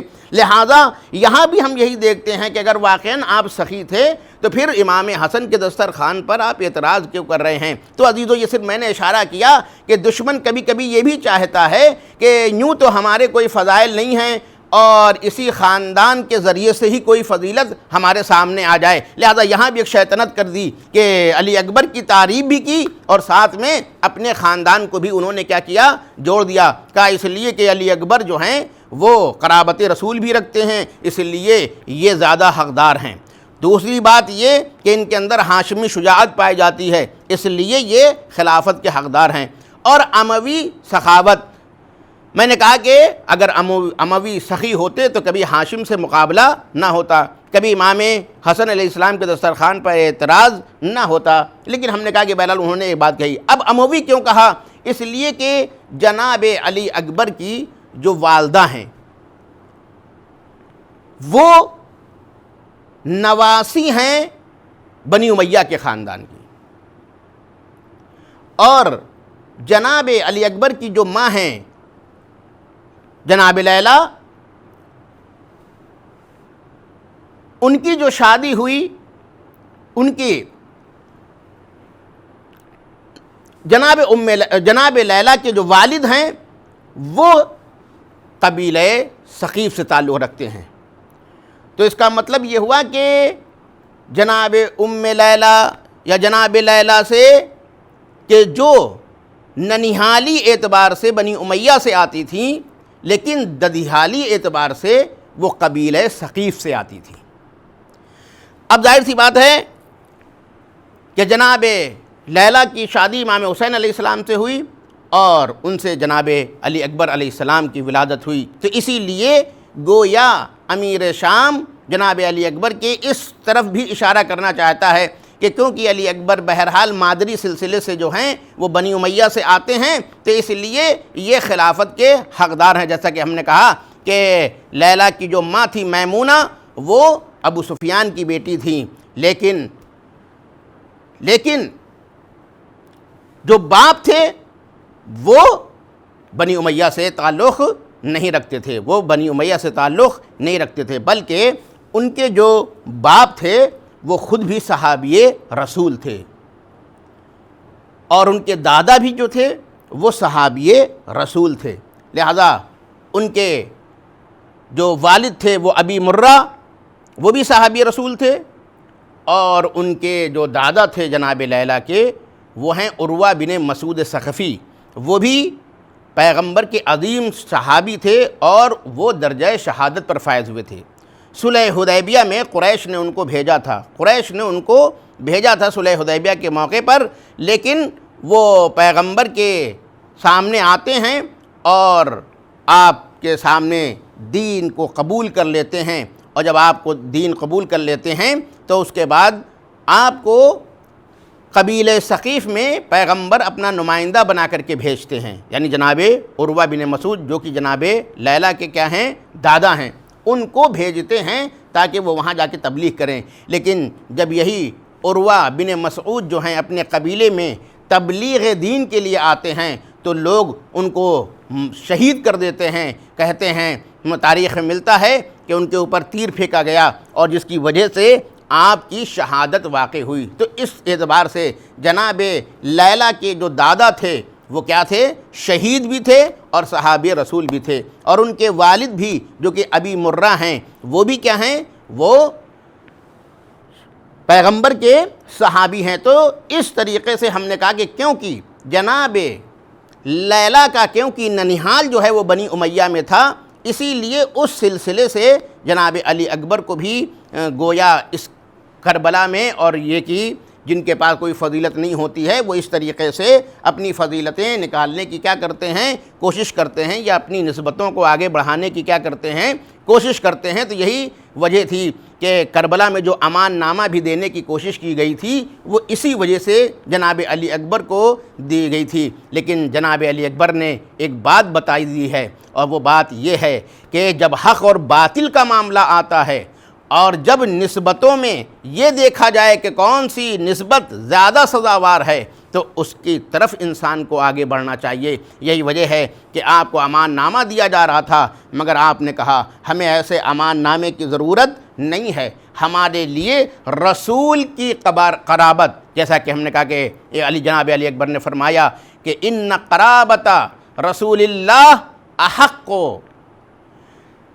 رسول کی قرابت ہمارے لیے کیا ہے، زیادہ حق رکھتی ہے ان ترعا، کہ میں اس کی رعایت کروں۔ تو آپ کی نگاہ میں گویا قرابت رسول کی زیادہ اہمیت تھی، اور اسی بنیاد پر آپ نے اس امان نامے کو رد کر دیا۔ تو میں نے صرف اس لیے یہ جملہ بیان کیا کہ آپ دیکھیے کہ جناب علی اکبر وہ ہیں کہ حتیٰ کہ جو ان کے دشمن ہیں ان کی نگاہ میں بھی ان کی عظمت پائی جاتی ہے، بلکہ صرف عظمت ہی نہیں پائی جاتی بلکہ وہ یہ کہتے ہوئے نظر آتے ہیں کہ یہ خلافت کے زیادہ حقدار ہیں، یعنی باپ کی خلافت کو تسلیم نہیں کرتے، دادا کی خلافت کو تسلیم نہیں کرتے، لیکن اس کے باوجود بھی جناب علی اکبر کو سزاوار خلافت مانتے ہیں۔ تب آپ سوچئے کہ جو دشمنوں کی نگاہ میں اتنا اچھا ہو وہ خود اپنے باپ کی نگاہ میں کیسا رہا ہوگا، وہ اپنے والد کی نگاہ میں کیسا رہا ہوگا۔ اور یہاں پر ایک جملہ میں کہنا چاہتا ہوں کہ ہمارے دین نے جوانوں کو بہت زیادہ کیا کی ہے، اہمیت دی ہے۔ ہمارے دین نے جوانوں کو بہت زیادہ اہمیت دی ہے، اور اس لیے ہم نے کہا کہ حتیٰ کہ جب بشارت بھی دی گئی تو جناب ابراہیم کو حتیٰ کہ نسل کی بشارت بھی دی گئی تو غلام کے لفظ کے ذریعے سے بشارت دی گئی، تو یہ بھی اس بات کی دلیل ہے کہ طفلی کا تذکرہ نہ کر کے جوانی کا تذکرہ کرنا قرآن کے میں اس بات کی دلیل ہے کہ پیغمبر اور اللہ کی نگاہ میں جوانوں کو خاص حیثیت حاصل ہے، خاص حیثیت حاصل ہے۔ یہی وجہ ہے کہ آپ دیکھیے پیغمبر کی زندگی پڑھیے، پیغمبر کی زندگی میں بھی ہمیں یہی ملتا ہے کہ پیغمبر جوانوں کو بہت زیادہ کیا کرتے تھے، اہمیت دیتے تھے۔ یہی وجہ ہے کہ جب حبشے کی طرف لوگوں نے ہجرت کیا تو آپ نے جناب جعفر ابن ابی طالب کو جو ہے وہ سردار مہاجرین قرار دے کر کے بھیجا۔ تو جناب جعفر کیا تھے؟ کیا ان کی بہت زیادہ عمر تھی؟ نہیں، ان کی بہت زیادہ عمر نہیں تھی۔ ایک جوان انسان کو ذمہ داری دی گئی تھی کہ وہ حبشہ جا رہے ہیں، تو حبشے میں جو لوگ جا رہے ہیں ان کی سربراہی کسی اور کے ہاتھ میں نہیں تھی، ایک جوان کے ہاتھ میں تھی۔ یہی وجہ ہے کہ آپ دیکھیں پیغمبر کی زندگی میں جب مدینے سے لوگ آتے ہیں اور آپ کے آئین کو قبول کرتے ہیں، اور جب وہ جانے لگتے ہیں تو وہ کہتے ہیں کہ آپ ہمارے مدینے میں کسی کو بحیثیت مبلغ بھیجیے۔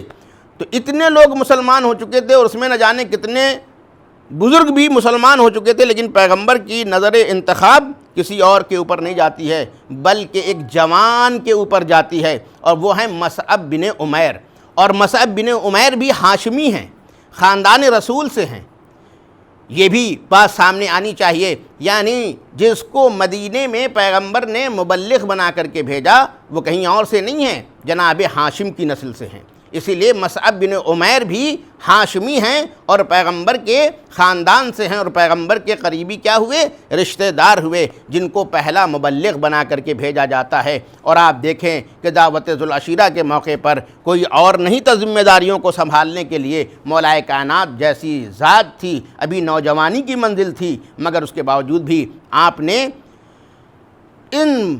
اس عظیم ذمہ داری کو قبول کیا۔ اسی لیے آپ دیکھیں کہ پیغمبر کی طرف سے جن کو ذمہ داریاں دی جا رہی ہیں وہ زیادہ تر جوان لوگ تھے، اور جوانوں کو یہ اہمیت حاصل تھی۔ اسی لیے ہم نے کہا کہ جناب ابراہیم کی بشارت میں بھی جو بچے کی بشارت دی جا رہی ہے لیکن طفلی کی بات نہیں کی گئی، کہا گیا کہ فبشرناہ بغلام حلیم، ہم انہیں ایک غلام حلیم کی بشارت دیتے ہیں۔ غلام یعنی ایک جوان کی بشارت دیتے ہیں، تو یہاں سے ایک جوان کی اہمیت سامنے آتی ہے۔ اور ہم نے کہا کہ کربلا میں بھی جب جناب علی اکبر کا تعارف کرایا گیا ہے تو وہاں بھی لفظ غلام کے ذریعے سے تعارف کرایا ہے، باپ نے بھی لفظ غلام کے ذریعے سے تعارف کرایا، اور جب جناب علی اکبر آئے ہیں تو انہوں نے بھی اپنا تعارف کیا ہے، غلام سے کے لفظ سے کیا ہے، یعنی ایسا جوان کہ جو ہاشمی اور علوی ہے۔ اور بس عزیزان گرامی، روزانہ کا مؤذن الگ تھا،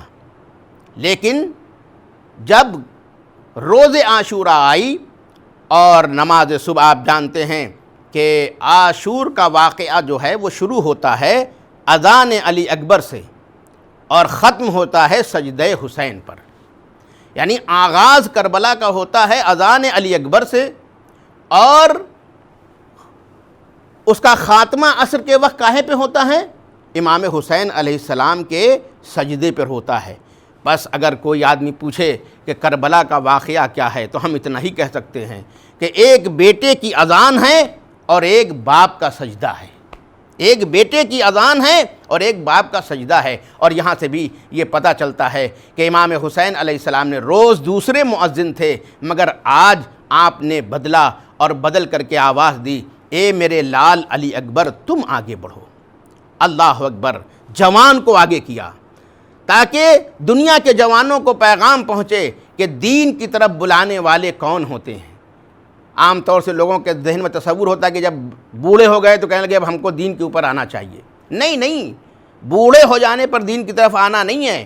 امام حسین علیہ السلام نے اسی لیے جناب علی اکبر سے اذان دلوائی، اے میرے لال علی اکبر تم جاؤ اور آج صبح کی اذان دو۔ اذان کاہے کے لیے ہوتی ہے؟ لوگوں کو دعوت دینے کے لیے ہوتی ہے، خیر کی طرف دعوت دی جاتی ہے، نماز کی طرف دعوت دی جاتی ہے، وہاں توحید اور رسالت کی گواہی اور ولایت کی گواہی دی جاتی ہے، اس کے لیے جو ہے وہ اذان ہوتی ہے۔ اللہ اکبر۔ اب آپ دیکھیے کہ جناب علی اکبر جو کہ ایک جوان ہیں، ان کو امام حسین علیہ السلام کربلا کی پہلی ذمہ داری یہ دے رہے ہیں، اے میرے بیٹا اب جو ہے جنگ کا آغاز ہونے والا ہے، لہٰذا اذان صبح تم دو۔ یہ جوانوں کو بہت بڑا پیغام ہے کہ اگر تم کربلا کو مانتے ہو تو اذان علی اکبر کو فراموش نہ کرنا، اذان علی اکبر کو فراموش نہ کرنا، اور اسی طریقے سے اگر تم حسینی ہو تو حسین کے سجدے کو فراموش نہ کرنا، اس لیے کہ کربلا کا آغاز اذان علی اکبر ہے اور کربلا کا اختتام جو ہے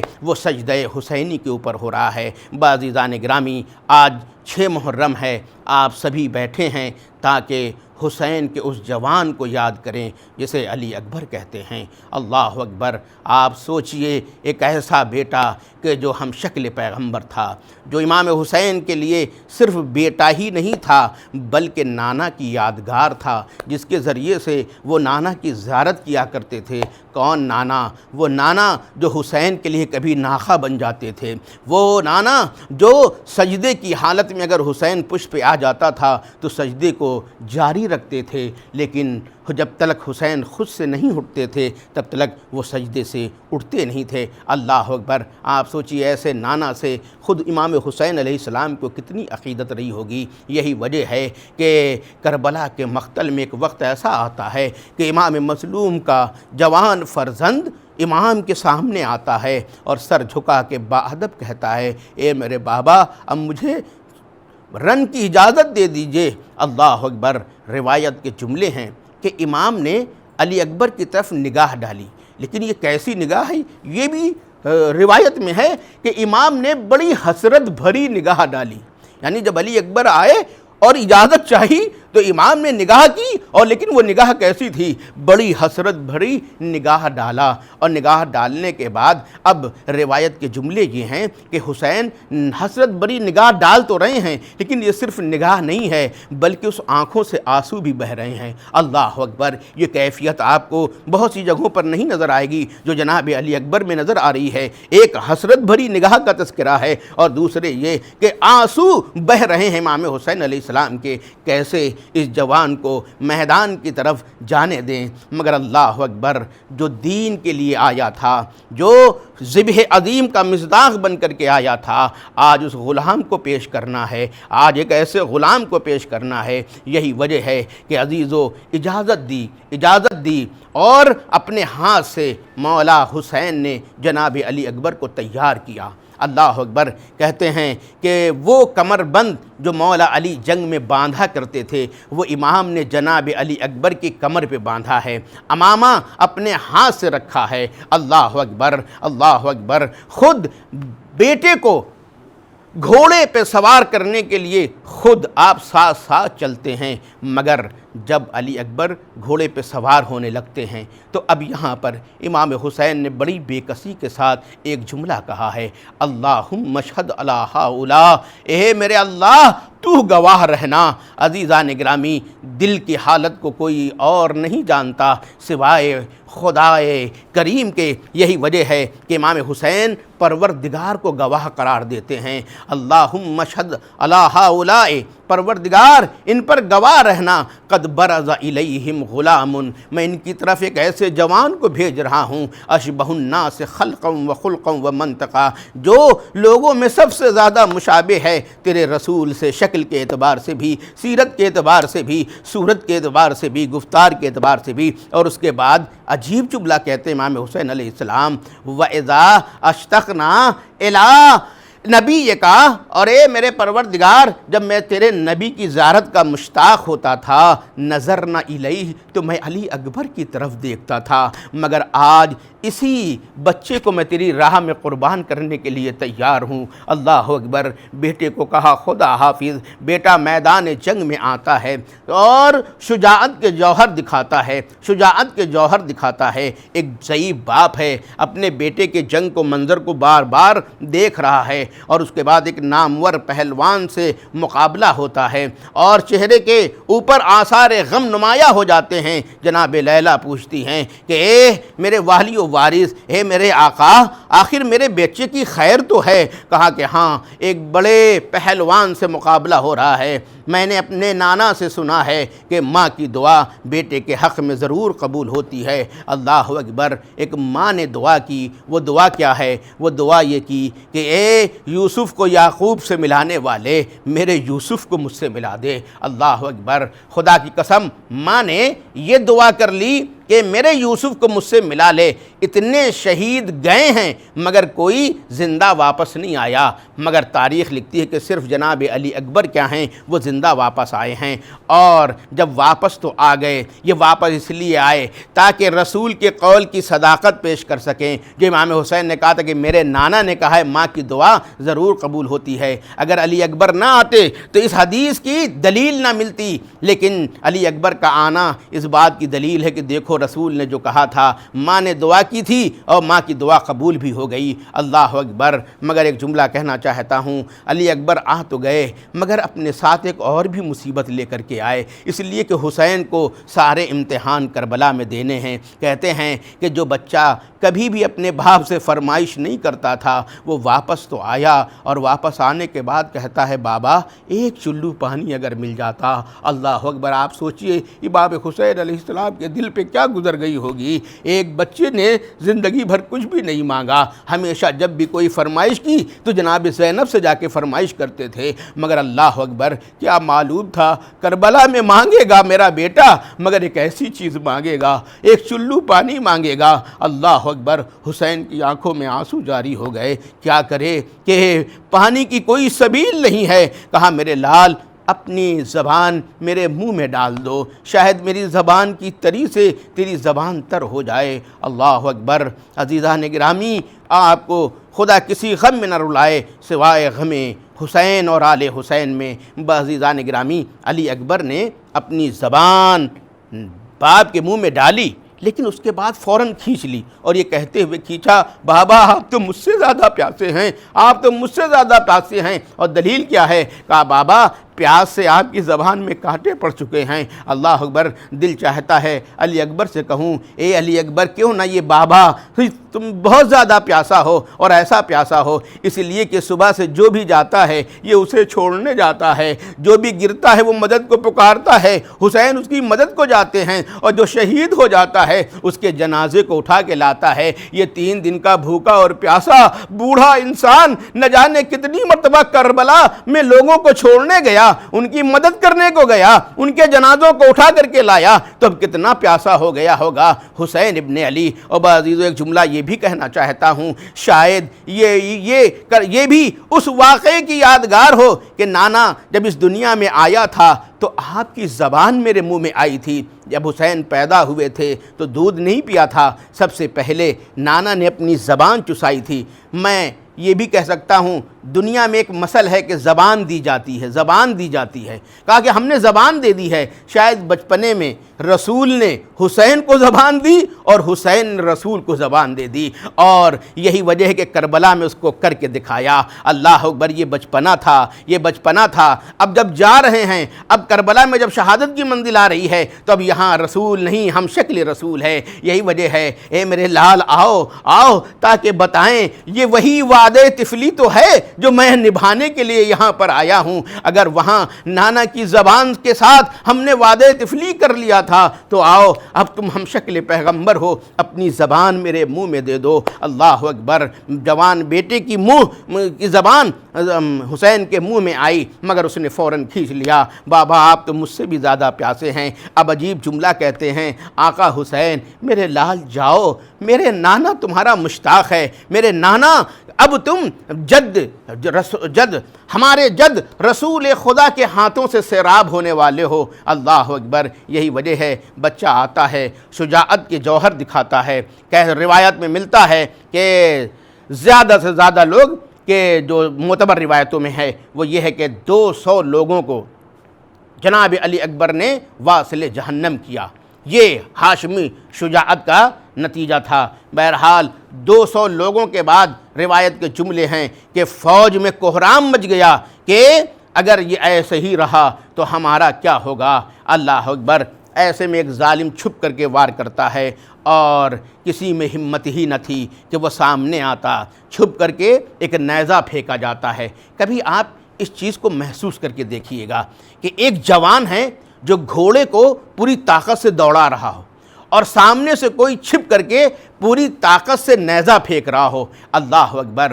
ادھر سے نیزہ بھی سنسناتا ہوا چل رہا ہے اور ادھر سے علی اکبر بھی اپنے گھوڑے کو سر پر دوڑا رہے ہیں۔ کس قدر تیزی رہی ہوگی دونوں طرف سے۔ یہی وجہ ہے کہ وہ نیزہ سینے پہ لگتا ہے اور جب سینے پہ لگتا ہے تو حسین کا بیٹا تیورا کر کے زمین کربلا پہ گرتا ہے، آواز دیتا ہے علیک منی السلام یا ابتا، علیک منی السلام، اے میرے بابا، ارے بیٹے کا سلام آخر قبول کیجئے۔ اللہ اکبر۔ اور یہاں یہ بھی اشارہ کر رہے ہیں کہ یہ میرے جد رسول خدا ہیں، یہ میرے جد رسول خدا ہیں، گویا اپنے بابا کے قول کی تصدیق بھی کر رہے ہیں اور یہ بھی بتا رہے ہیں کہ اے بابا اب گھبرانے کی ضرورت نہیں ہے۔ اس بچے نے اگر ایک چلو پانی مانگا تھا تو اب دیکھیے خبر دے رہے ہیں کہ مجھے جد نے اپنے پیالے سے سیراب کر دیا ہے اور ایسا سیراب کیا ہے کہ اس کے بعد پیاس نہیں ہے۔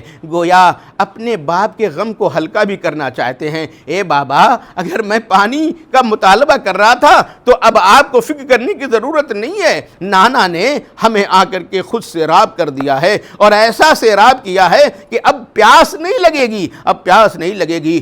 حسین چلے مگر عجیب جملہ ہے کہ آنکھوں میں اندھیرا چھا جاتا ہے۔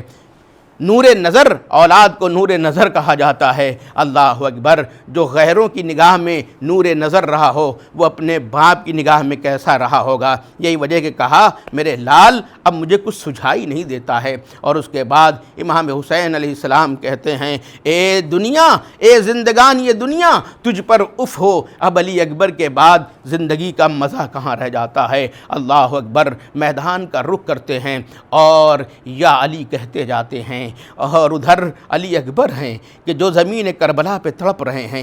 پہلی کوشش تو جناب علی اکبر نے یہ کی کہ نیزے کو سینے سے نکالیں۔ کیوں نکالیں؟ کہ میرا بابا آئے گا تو کیسے دیکھے گا۔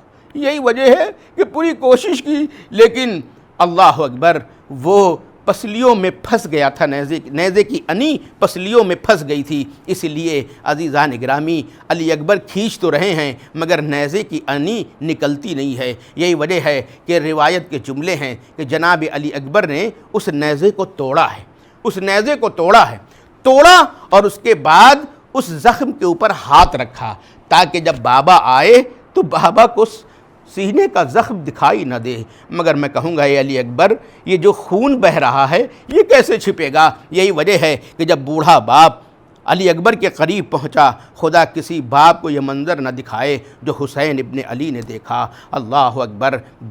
قریب بیٹھے، جب نیچے بیٹھے گھٹنوں کو ٹیک کر کے حسین ابن علی بیٹھتے ہیں اور اپنے بیٹے کا جائزہ لیتے ہیں تو ایک مرتبہ کہتے ہیں میرے لال لگتا ہے تیرے سینے میں بہت درد ہو رہا ہے۔ اللہ اکبر۔ جناب علی اکبر کہتے ہیں ہاں بابا سینے میں بہت درد ہو رہا ہے۔ ایک مرتبہ حسین علی اکبر کے ہاتھ کو ہٹاتے ہیں، زخم سامنے آ جاتا ہے۔ میرے لال کیا ہوا تجھ کو؟ کہا بابا نیزے کی انی ہے جو سینے کے اندر رہ گئی ہے۔ اللہ اکبر۔ کہا میرے لال گھبراؤ نہیں، ابھی میں اس نیزے کی انی کو نکالے دیتا ہوں۔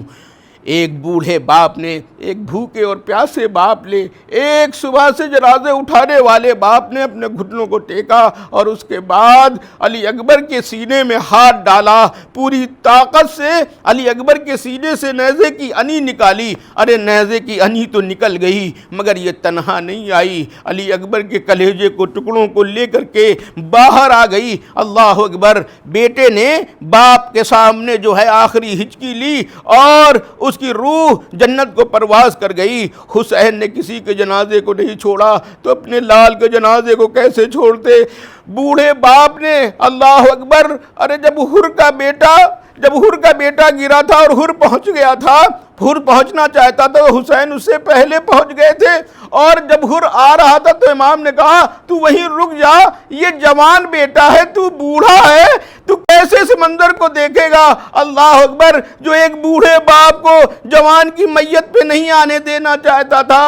کاش علی اکبر کی شہادت کے وقت بھی کوئی آتا اور یہ کہتا ہے حسین آپ تو ضعیف ہیں، یہ جوان بیٹا ہے، مگر ہائے وہاں تو کوئی یہ بھی کہنے والا نہ تھا کہ آقا حسین یہ جوان ہیں، آپ ضعیف ہیں۔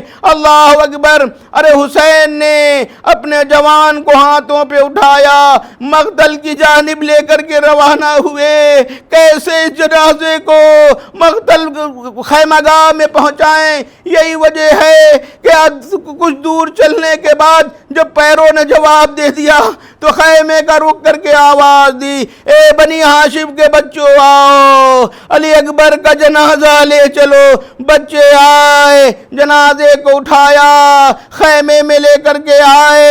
عجیب کوہرام مچا بیویوں میں، جناب زینب اولیاء مقام آتی ہیں، ارے جوان علی اکبر کے جنازے پہ اپنے کو گراتی ہیں اور گرا کر کے کہتی ہے میرے لال کیا میں نے اسی دن کے لیے تجھے پالا تھا؟ بیویوں میں کوہرام مچ گیا، واہ محمدہ، واہ علیہ، واہ حسینہ، واہ حسنہ کی صدائیں بلند ہوئیں۔ سیعلم الذین ظلموا أَيَّ مُنقلب ينقلبون انا للہ وانا الیہ راجعون لتن بقضائہ۔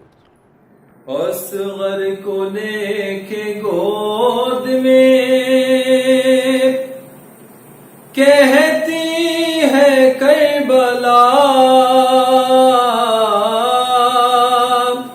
یہ وہ علی ہے جس کو کبھی گھر نہیں ملا، ہے یہ وہ علی ہے جس کو کبھی گھر نہیں ملا۔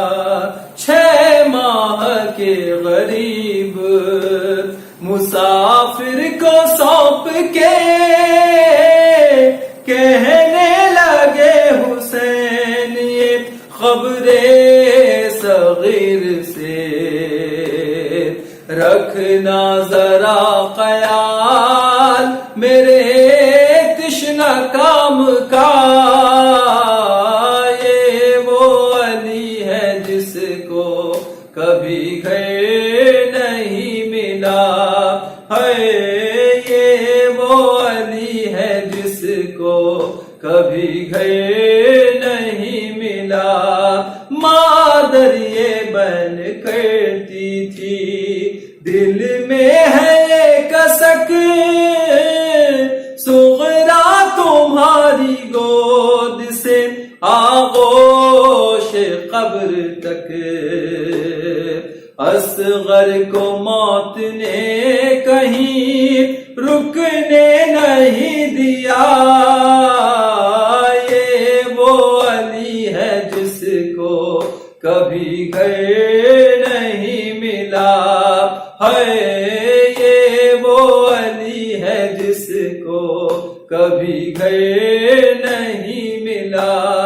ماں سوچتی تھی ڈھلتا ہے دن، ہو رہی ہے شام، جھولے میں لوٹ آئے گا شاید وہ تشنہ کام، لیکن غضب ہوا کہ وہ جھولا بھی جل گیا، یہ وہ علی ہے جس کو کبھی گھر نہیں ملا، ہے یہ وہ علی ہے جس کو کبھی گھر نہیں ملا۔ گلیوں میں شہر کوفہ کے بازار شام میں، شیری کے گھر کبھی کبھی دربار شام میں، مرنے کے بعد بھی علی اصغر سفر میں تھا، یہ وہ علی ہے جس کو کبھی گھر نہیں ملا ہے، یہ وہ علی ہے جس کو کبھی گھر نہیں ملا، ننھے سے سر کو آس سے بس تکتے رہتے تھے، پھر خون رو کے سید سجاد کہتے تھے، میں وہ علی ہوں جس کا بھرا گھر اجڑ گیا، یہ وہ علی ہے جس کو کبھی گھر نہیں ملا ہے، یہ وہ علی ہے جس کو کبھی گھر نہیں ملا، آنے لگا وطن جو غریبوں کا کارواں، مڑ مڑ کے کہتی جاتی تھی ایک خالی گود ماں، رکھیو سنبھال کیسے اے عرض نینوا، یہ وہ علی ہے جس کو کبھی گھر نہیں ملا ہے، یہ وہ علی ہے جس کو کبھی گھر نہیں ملا، ڈر ہے پھر سے کوئی سنا پر اٹھا نہ لے، لپٹا ہوا ہے اب بھی یہ سینے سے باپ کے، رو رو کے کہہ رہی ہے تکلم یہ کربلا، یہ وہ علی ہے جس کو کبھی گھر نہیں ملا ہے، یہ وہ علی ہے جس کو کبھی گھر نہیں ملا۔ متوجہ زیارت۔ السلام علیک یا ابا عبداللہ، السلام علیک یا ابن رسول اللہ، السلام علیک وعلی جدک وابیک، السلام علیک وعلی امک واخیک، السلام علیکم ورحمۃ اللہ وبرکاتہ، السلام علیک یا مولاي یا غریب الغرباء، السلام علیک یا معین الضعفاء والفقراء، السلام علیک یا اسیر الاعداء، السلام علیک یا شمس الشموس انیس النفوس، غریبا شہیدا مدفونا بعرض توس، السلام علیک یا مغیث الشیۃ والضبال فی یوم الجزاء، السلام علیک یا سلطان العرب والعجام، السلام علیک یا ابا الحسن علی ابن موسی الرضا، روحی و جسمی لک الفداء یا مولا، السلام علیکم ورحمۃ اللہ وبرکاتہ، السلام علیک یا مولانا یا صاحب العصر والزمان، السلام علیک یا شریک القرآن، السلام علیک یا خلیفۃ الرحمن، السلام علیک یا امام الانس والجان، السلام علیک یا امام زماننا هذا، عجل اللہ تعالی فرجک وسهل اللہ تعالی مخرجک وظہورک وجعلنا من اعوانک وانصارک وشیعتک، السلام علیکم ورحمۃ اللہ وبرکاتہ، اللہم صل علی محمد وآل محمد۔